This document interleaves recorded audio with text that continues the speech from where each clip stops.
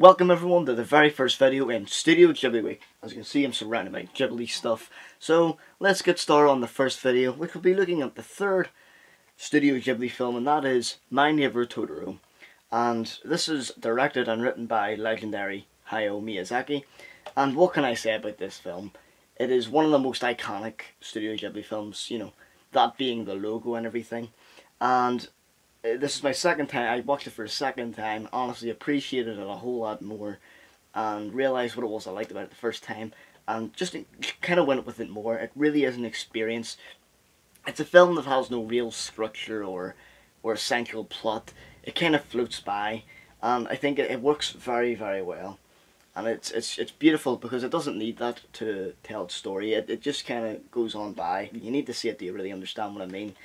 Just the way everything happens, every scene, the way it flows. Before you know it, it's over, and you're surprised that it's over. And it's not very long either.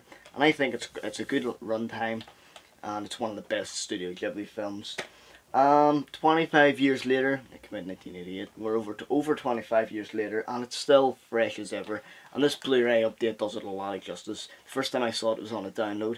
And there's an incredible difference. That you can really see a difference between that and the Blu-ray, totally. So the story, essentially, what happens is we're introduced to these two little girls. They're with their father, and they come to a new village. They move into a new house, but meanwhile their mother is sick at a hospital, so they're separated from their mother essentially, and their father has to go to work. So the girls are left with the old woman who takes care of them while the father's away working, and the little girl Mai basically discovers a little tunnel where she meets Totoro. And really, what is Totoro? Totoro, I think, is just an image that represents imagination itself, because, you know, whether or not he's real in the film, obviously he must not be, they're all that fantasy, because it seems only children can see Totoro and the cat boss and all those other little mysterious creatures, and I think that has something to say about how it's only through a child's eyes that you can see such vivid things. And I think that's really the core of this film, what makes it so beautiful. And the animation is absolutely gorgeous. I think it's some of the finest in a Ghibli film, because it's not so long.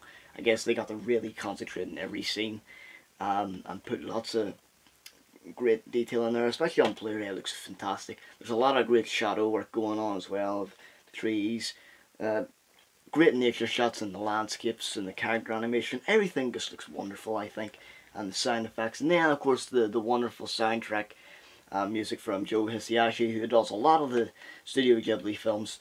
And I think the soundtrack also really helps, because the theme of Totoro is wonderful, and I think I'm going to try to learn that on piano, because it's a wonderful little theme tune, especially even in the English version as well, which I heard at the start. I did watch it in Japanese.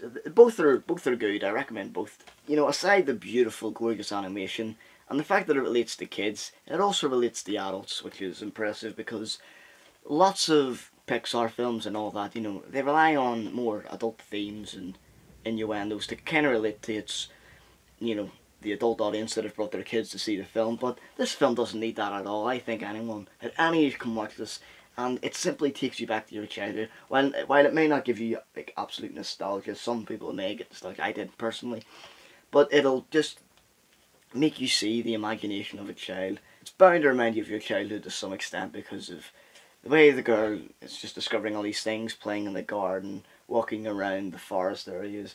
You know, there's something about that. It's very nice to see, because I think that's literally something less kids are getting to experience today with all the computer games and technology. Everyone's usually indoors now, and you know, it's nice that it kind of takes you back to a time whenever you used to be able to do that. It's just got a really solid story as well, because it's got a very poignant core. I mean, the story is quite sad, because it's these two girls who live with their father, and their father has to go off to work, so they're kind of left alone, and they're separated from their mother, and especially the younger Mai, who's about 5, I think. No one wants to be separated from the mother, and especially at a young age like that. And I think that's another thing that gives it a real poignant core. I think that's one of the things people see in it and love it so much for. It's a really good story, and don't worry guys, it has a happy ending. I wish it kind of showed you more between the relationship of the mother and the children to an extent, but at the same time I don't really have a problem with the film. I'm just nitpicking. It's a wonderful film, and I think the Blu-ray does it a lot of justice. The Blu-ray is fantastic also. This is the Steelbook edition, which I got on Zavi. It looks great. It's got a great back art as well, showing you Cat Bus. Then we've got the inside discs. Then there's images behind the discs as well. You can see there's the little small Totoro, the blue one. Absolutely fantastic. And the Blu-ray package is great because on it you get quite a lot of special features. They aren't very long. You get a look at storyboards, creating My Neighbour Totoro featurette, creating the characters featurette, the Totoro experience, which kind of talks about what it's like to watch the film, because it really is an experience to watch the film. You know, it's just, once you get into that realm, it's really just, you just go on this little journey, and I love it. Just love it so much. Producer's perspective, creating Ghibli, which kind of takes a look at the creation of Ghibli. What's also interesting is it talks about how it's called Ghibli, not Ghibli, but that's just a little error. Sit however you want. The locations of Totoro, scoring Miyazaki, which looks at Joe Hisaishi talking about scoring for Hayao Miyazaki's films. Behind the microphone featurette, which looks at the voiceover work, the voice acting work, original Japanese theatrical trailer, and a trailer reel for Studio Ghibli. Great, there's about an hour and a half in there of bonus features, which is great. And I think, you know, it's a great package. If you're going to watch the film, I highly recommend getting this if you can find it cheap enough. Usually this was about £21, but I ended up getting it for just under a tenner. I had to have it, and I was glad I did, because this is honestly one of the most vivid and one of the most wonderful Studio Ghibli films, and I think it's one of those essential films you should see if you're getting into anime, and especially Studio Ghibli, because it's not very long, as I said, and it's got these wonderful little themes. Also Totoro, I just love Totoro because he has this very interesting design. You know, he's like a bear, a sea otter, a cat and a dog at the same time, but also something on its own completely. You know, in his design, he does have that. He's got the whiskers and all. He's an interesting kind of little creature, I think. He's almost like a bear with his claws as well. Totoro is, you know, I can see why Totoro has become such an iconic character. He's just look at him, you just want to give him a big hug. The same way Mai does when he meets him, or it. So yes, he's a forest spirit, by the way.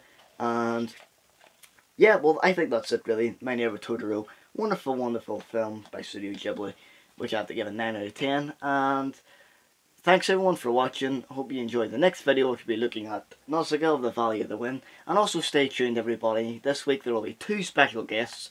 First one being Luke over at Razor Wire Reviews, and the other being Samantha over at London City Girl TV. And I look forward to seeing what they do. I hope you enjoy it as well, because we've been planning the work.